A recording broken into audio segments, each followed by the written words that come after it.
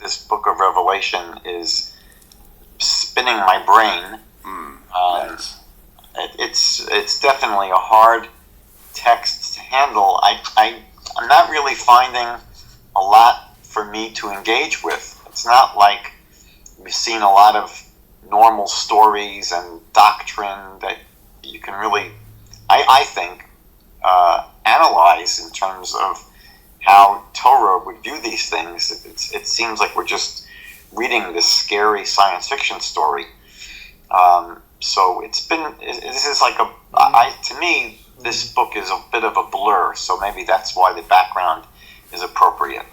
Very good, very good. I like it. And it doesn't look bad either. It looks good.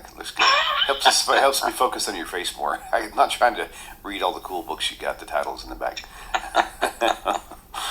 I don't switch them every week, so that's funny. Just some weeks. There you go. Okay, right, so there you go. Just let's get our bearings straight. In the previous chapter, in chapter 8, it describes how the Lamb, again, most Christians assume the Lamb is referring to Jesus, broke the seventh seal. There were these 7 seals, 7 scrolls, 7 seals on the scrolls, and when this 7th seal was basically revealed, it revealed 7 angels, and these angels had, as we saw last week, either trumpets or shofars. It's not clear what they were actually blowing. And in chapter 8, the first 4 of those angels sounded their horn or whatever they were blowing, and it symbolized and it indicated, it brought forth and unleashed terrible suffering on the earth. So now in chapter 9, the 5th angel is going to sound his horn, or its horn, and what John sees in verse 1 is a star that has fallen from the heavens, and it's fallen to earth. And in his vision, John says that this star, he was given the key to the shaft of the bottomless pit. So it becomes pretty clear that this fallen star is not a celestial body, obviously, but it's a being. It's a being of some sort. And when this fallen star comes down to earth, this being is given a key, whatever this means, to the shaft of the bottomless pit, whatever that is. And what's interesting is that there isn't really a sort of unanimous view of Christian readers in terms of what this fallen star symbolizes, what this fallen star is, or who it is. So I'll just share 3 or 4 possibilities. Jack Van Impe, who I've been quoting once in a while, so he writes, without pulling any punches, he says that the star is without a doubt, he says, just in case you think he has any questions about what he's going to say, the star John sees is without a doubt, according to Jack Van Impe, the devil. It's the devil. And this is, according to Jack Van Impe, the falling of this star to earth, which is what's described, that this star has fallen to earth. So Jack Van Impe says that this is the fall that's described in Isaiah chapter 14, verses 12 to 14. We'll get back to discuss that in a few minutes.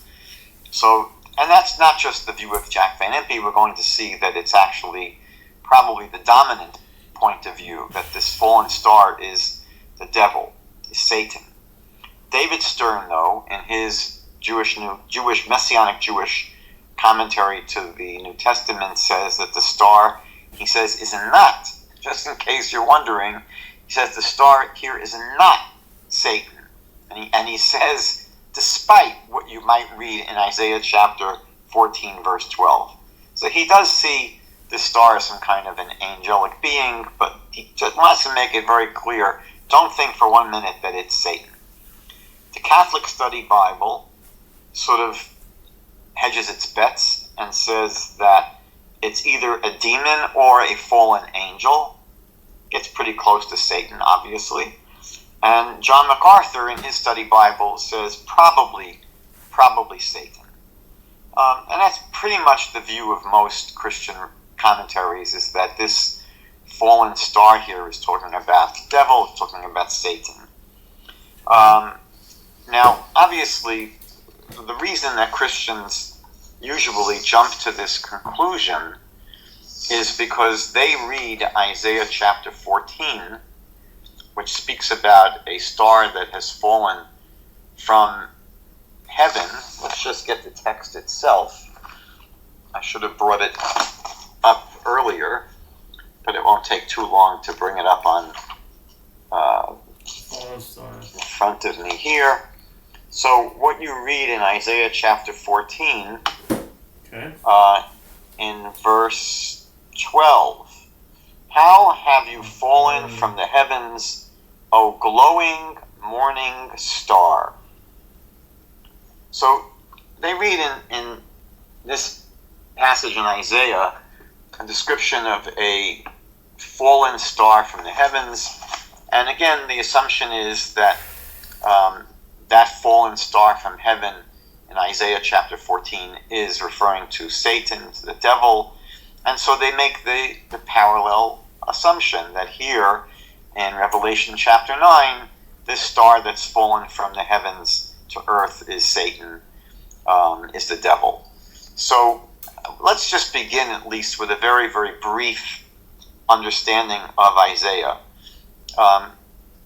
You have to remember that Isaiah did not come with chapters. When you saw the original scroll of Isaiah, if you go to the museum in Israel where the Isaiah scroll is kept, it doesn't have chapter 1, chapter 2, chapter 3, chapter 4.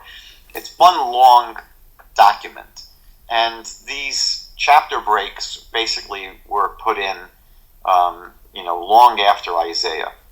So to understand the context of Isaiah chapter 14, you basically have to go back to the previous chapter. That's really where sort of the whole topic really begins. And chapter 13 of Isaiah deals with the fate of kingdoms in history, historical kingdoms that have persecuted Israel. And it mentions the Assyrians, for example, and then the end of chapter 13, the end deals with the destruction of Bavel, of Babylonia, by the Medes. Medes we know also is another name for the Persians.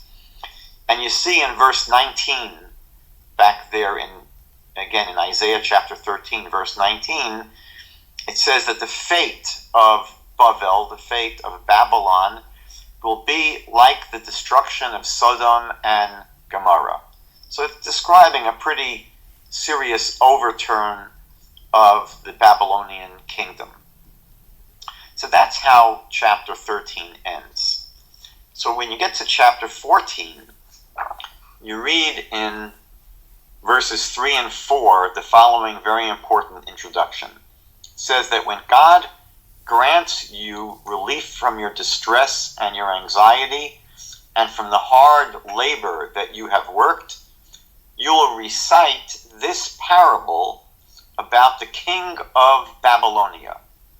So again, we just heard about the fall of the Babylonian Empire, the destruction of Bavel, and now in chapter 14, God tells the people of Israel that now that your persecutor has been basically wiped away, you now will have relief. And you